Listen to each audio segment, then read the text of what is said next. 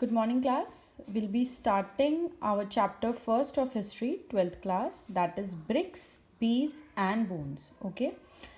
You are already aware about this chapter. You have already studied this chapter in 6th, 7th, 8th class. You must be aware about the Harappa civilization. ठीक है. We are going to study Harappa civilization in this chapter basically from the archaeologist point of view. Okay, जो archaeologist ने हमें आपके आके समझाया है कि कैसे कैसे वहाँ पे सेटलमेंट हुआ था, उस बारे में हम डिटेल में स्टडी करेंगे. Okay, whenever we are talking about anything in history, हमें उसका टाइम पीरियड ज़रूर पता होना चाहिए. इसका time period was 2600 to 1900 BC. ठीक है. जो टोटल हरप्पा सिविलाइजेशन है वो एक्चुअली दो पार्ट में डिवाइडेड है. First is early Harappa and second is mature Harappa. We will be talking about mature Harappa here. Okay, see what is early Harappa and what is the difference between mature Harappa. Early Harappa is basically जब लोग आके nomadic life से सीधा धीरे धीरे करके settle life पे आ गए थे एंड उनको इतनी टेक्निक्स नहीं पता था, एग्रीकल्चर करना नहीं आता था इतना प्रॉपरली, हाउस मैनेज करना नहीं आता है, तो वो हमारा अर्ली हरप्पा है. जैसे फॉर एग्जांपल अगर कोई सिविल लाइंस का एरिया हम लें, वहाँ पे एक फैमिली आके रही, फिर धीरे धीरे करके लोग अट्रैक्ट होके उस एरिया में आके सेटल होने लग गए, तो वो अर्ली हरप्पा है कि अभी सेटलमेंट अभी स्टार्ट ही हुआ है. Mature Harappa is a period of 2600 to 1900 BC. मतलब अब लोग प्रॉपरली एक मतलब बेसिकली एक सिविलाइजेशन हो गया था, लोग प्रॉपरली सेटल हो गए थे और साथ ही साथ क्या हो गया था, लोगों ने एग्रीकल्चर हर एक टेक्निक प्रॉपरली सीख ली थी. जैसे पॉटरी हो गया और डिफरेंट एग्रीकल्चर हो गए, टूल्स बनाना सीख गया, इनके जो स्ट्रक्चर्स हैं हाउसेस के वो भी बहुत अच्छे से सीख लिए हैं. तो इसको हम बोलते हैं mature Harappa. Okay, will be discussing mature Harappa है. Now you have also heard about this word Indus valley civilisation. Okay, now Indus Valley Civilization is also the name of Harappa Civilization. ठीक है, दोनों सेम है. Indus Valley Civilization इसलिए इसका नाम पड़ा क्योंकि it was established near river Indus. Okay, अगर मैं आपको मैप दिखाऊं इसका तो you can clearly see here. See, this is river Indus. Okay, ये इसकी ट्रिब्यूटरीज हैं. ये रिवर इंदस कहाँ पे फ्लो कर रही है? पाकिस्तान में फ्लो कर रही है. ठीक है, और यही पूरा एरिया है जो हमारा सेटलमेंट हुआ था हरप्पा सिविलाइजेशन का. ओके, एक और वेट सी. अब क्या है हरप्पा सिविलाइजेशन? बेसिकली देखो, यहाँ पे जो है ये पोर्शन आपका इंदस जा रहा है ऐसे करके, हमारा मोहनजोदारो हेयर इधर है, हरप्पा यहाँ है. ठीक है, और इसका एक शौर्तुगाह इधर है. देन जो इंडिया में ये देखो कितना पोर्शन कवर कर रहा है, ये गुजरात राजस्थान से होकर ये जम्मू कश्मीर का एरिया और पाकिस्तान और अफगानिस्तान का एरिया कवर कर रहा है मैक्सिमम. उस टाइम पे पूरा एक ही हमारा ये एरिया था, डिवाइडेड नहीं था पाकिस्तान अफगानिस्तान ना इंडिया. ओके, अब क्या है, कुछ साइट्स इसकी जो मेजर साइट्स हैं वो उनके नाम मैं आपके साथ डिस्कस करूंगी. देखो, कालीबंगन, धोलावीरा, लोथल, बनावरी, राखीगढ़ी, ये सारी जो साइट्स हैं ये इंडिया में पाई गई हैं.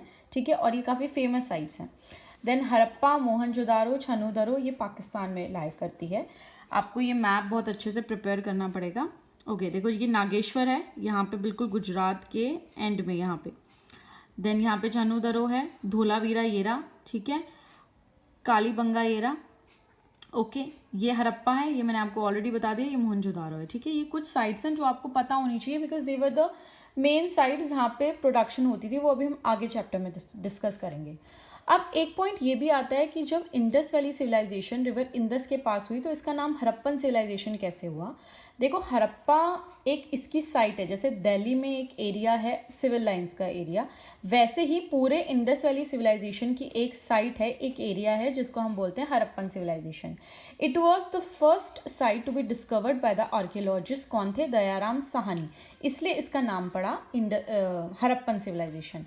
कब डिस्कवर किया है? 1921 में. ठीक है, और Mohenjodaro was the second site to be discovered जिसको किया है R.D. बनर्जी ने 1922 में.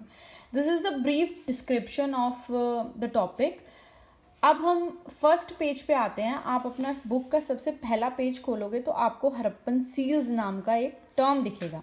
What is Harappan seals? मैं आपको पिक्चर दिखाती हूँ. ये आपने सील्स के बारे में 11th क्लास में भी पढ़ा है. सी, ये सील्स होती हैं. ओके, अब यहाँ पे देखो सील्स बेसिकली हमने 11th क्लास में क्या पढ़ा था, वो क्ले टैबलेट्स वगैरह यूज़ करते थे। क्ले टैबलेट्स में वो लोग कार्विंग करके उसमें अलग अलग फिगर्स देते थे और फिर उसको यूज़ करते थे as a document, as their document for trading purpose, ठीक है। और हमने ये भी पढ़ा था, इसके वैसे हमारा एक सेपरेट टॉपिक है इसका, हम उसमें पढ़ेंगे इसके बारे में। ओके, नाउ अभी है एक चीज़ जो बेसिक चीज़ है। सबसे पहले ये एक स्टोन पे बनाई जाती थी जिसका नाम था स्टीयरटाइट। बहुत ही सॉफ्ट स्टोन है और इजीली कार्विंग हो सकती थी उस पर, ठीक है। और ये क्या करते थे, डिफरेंट डिफरेंट फिगर्स बनाते थे। जैसे आप यहाँ पे देखोगे, यहाँ पे एनिमल की फिगर है, यहाँ पे लीफ है, यहाँ पे कोई काउ या बुल है, एलिफेंट है, यहाँ पे एक पर्सन है, 2 टाइगर्स लग रहे हैं बने हुए, और उसके ऊपर कुछ लिखा होता था, ठीक है। जैसे यहाँ पे ये स्क्रिप्ट है, ये लिखी हुई है, ये स्क्रिप्ट होती थी लिखी हुई, ये इनकी स्क्रिप्ट है जिसमें ये बातें, मतलब जो इनका वे ऑफ कम्युनिकेशन था, दैट वाज दिस स्क्रिप्ट, ठीक है। और जो ये यहाँ पे आप फिगर्स देख रहे हो, इनको क्या बोलते थे, मोटिफ, MOTIF, मोटिफ, ठीक है। इसका नाम क्या है, मोटिफ। अब जो बाकी डिस्क्रिप्शन है वो हम इसके सेपरेट उसमें पढ़ेंगे। Now we are moving to our main topic, जो आपका सेकंड टॉपिक है इस चैप्टर का, that is subsistence strategies and agriculture technology. Subsistence strategies क्या होती हैं, सब्सिस्टेंस स्ट्रैटेजीज होती हैं जो ये डेली लाइफ में, डे टू डे लाइफ में करते थे, जो वहाँ के लोग प्रैक्टिस करते थे। और एग्रीकल्चर टेक्नोलॉजी, जो ये लोग एग्रीकल्चर टेक्निक्स यूज़ करते थे। देखो, हड़प्पा सिविलाइजेशन के बारे में हमें जो भी पता लगा है, that is totally from the archaeologist. कोई उस टाइम पे रहता नहीं था, इतने पुराने साल में हमें कुछ नहीं पता।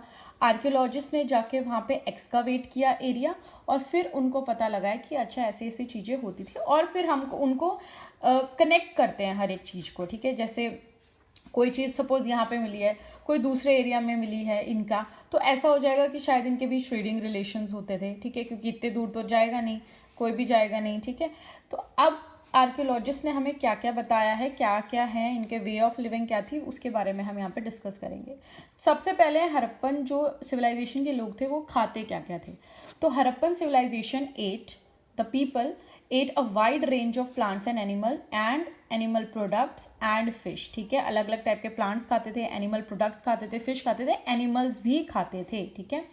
आर्कियोलॉजिस्ट ने ये रिकंस्ट्रक्ट किया है कि उनको, मतलब जब उन्होंने एक्सकावेट किया तो उनको अलग अलग ग्रेन्स और सीड्स भी मिले, जिसमें वीट, बार्ले, लेंटिल, चिकपीक, ठीक है, ये सब मेन है। राइस उनको बहुत रेयरली फाइंड हुआ, तो इसलिए उन्होंने ये अज्यूम करा है कि राइस के लोग कम खाते थे, ठीक है।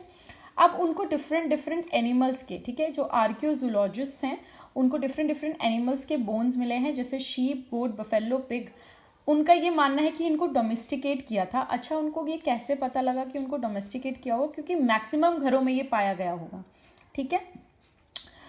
Bones of wild species like boar, deer and घड़ियल इज ऑल्सो बीन फाउंड।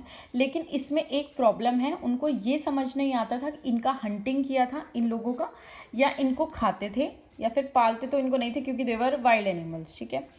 अब नेक्स्ट क्या है आपका टॉपिक, एग्रीकल्चर प्रैक्टिस। ये यहाँ तक सबको समझ आ गया। एक बारी मैं दोबारा रिपीट कर रही हूँ, they eat a wide range of plant, animal products and fish, ठीक है।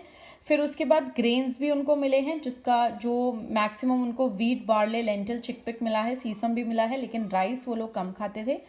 डिफरेंट एनिमल की बोन्स मिली हैं, शीप, गोट, बफेलो, पिग, इन सब की बॉडी मिली है, बोन्स मिले हैं, जिसका मतलब है कि वो इनको डोमेस्टिकेट करते थे। और अलग जो वाइल्ड स्पीसीज हैं वो भी मिली हैं, जो कि बोर, डियर और घड़ियल हैं, जिसका मतलब कि, पर ये समझ नहीं आ पाया कि इन लोगों को ये लोग खाते थे, हंट करते थे, या फिर इनको पालते थे, ठीक है। अब next we are talking about agriculture practices. देखो, सबसे पहले होता है कि एग्रीकल्चर प्रैक्टिसेस कैसे होती थी। प्लोइंग होती थी फील्ड्स की, ठीक है, लेकिन प्लोइंग ऑफ फील्ड्स, देखो 2 टाइप से सीड्स बोए जाते हैं फील्ड में। एक होता है ब्रॉडकास्टिंग ऑफ सीड्स, एक होता है प्लॉइंग करना। ब्रॉडकास्टिंग में सीड्स लेते हैं और ऐसे नॉर्मली यूँ फेंक देते हैं फील्ड्स पे, ठीक है। तो या तो वो ये करते थे या फिर वो प्लॉइंग करते थे। प्लॉइंग कैसे होता है, वो ऑक्स पूरा जो उनका हल होता है वो चलाते हैं लैंड पे, फिर वो सॉइल को मतलब उसका बेसिकली होता है कि सॉइल को अप डाउन करते हैं वो, और उसमें फिर सीड डालते हैं। तो ये समझ नहीं आया है उनको कि क्या करते थे वो, कौन सा मेथड अपनाया जाता था। देन टेराकोटा की स्कल्पचर बना। Terracotta is a clay, black colour की क्ले होती थी जो कि वहाँ पे बहुत ज़्यादा यूज़ होती थी। That was a common material that is been found. जो उनके कोई बर्तन है, कोई टॉय है, वो भी, जो पॉटरीज हैं वो भी टेराकोटा की मिली हुई हैं, ठीक है। सील्स जो हैं, जो सील्स हैं वो भी कुछ टेराकोटा पे बनी हुई है। मैक्सिमम स्टेयर टाइट यूज़ होता था, लेकिन कुछ टेराकोटा की सील्स भी मिली हैं, ठीक है। जैसे मैं आपको वहाँ पे एक बुल का स्ट्रक्चर मिला है टेराकोटा का, जिसका मतलब बुल बहुत फेमस था वहाँ पे, ये बुल स्ट्रक्चर है, ठीक है। You can easily see the archi, मतलब the kind of pottery they are using, कितना क्लीनली बहुत अच्छे से बना रखा है। नेक्स्ट इज ऑक्सन्स, भी उनको समझ आते हैं कि ऑक्सन्स का यूज़ होता था, क्योंकि वहाँ पे एक बुलक कार्ट मिली है, सीधा बुलक कार्ट, ये बुलक कार्ट मिली है वहाँ पे। इसका मतलब ये है कि वो बुलक कार्ट यूज़ करते थे, तभी तो कोई चीज़ यूज़ करेंगे, तभी तो उसका छोटा मिनिएचर पार्ट बनेगा, ठीक है। अब क्या है, मोहनजोदारो वॉज अ सैमिड एरिया, ठीक है, एक सैमिड एरिया में लाई करता था, 2 रिवर के पास था। इरिगेशन के लिए उनको पानी की ज़रूरत पड़ती थी, ठीक है। जो अब जो मेसोपोटामिया है ना, मेसोपोटामिया, हड़प्पा, यहाँ पे हम अभी पढ़ेंगे वैसे, पर मैं आपको ब्रीफ में बता रही हूँ। कैनल्स, वेल्स और रिजर्वॉयर्स बहुत अच्छे से मिला है। सबसे ज़्यादा रिजर्वॉयर्स हमें धोलावीरा में मिले हैं, और सबसे ज़्यादा वेल्स हमें मोहनजोदारो में मिले हैं। मोहनजोदारो में ही हमें 700 वेल्स मिले हैं, मतलब हर एक घर में वेल्स होते थे, ठीक है, पानी के लिए। तो पानी की कमी कोई नहीं थी। नेक्स्ट है सैडल क्वेंस। सैडल क्वेंस की मैं भी आपको पिक्चर दिखाती हूँ। ये ग्राइंडिंग के लिए यूज़ होता था। मिलेट्स जो यूज़ गुजरात में मिले हैं। टेराकोटा, ये आपको लर्न करना पड़ेगा क्या क्या चीज़ें कहाँ पे मिली हैं। जैसे रिजर्वॉयर्स धोलावीरा में मिले हैं, सैडल क्वेल्स, ग्राइंडिंग सीरियल्स मिले हैं, ग्राइंडिंग सीरियल्स के लिए होते थे, सॉरी, वो भी मिले हैं। Millets are also found in Gujarat, ठीक है। टेराकोटा के मॉडल्स मिले हैं बहुत सारे, चोलिस्तान और बनावली में, ओके ओके। और अभी मैं आपको सैडल क्वेन दिखाती हूँ।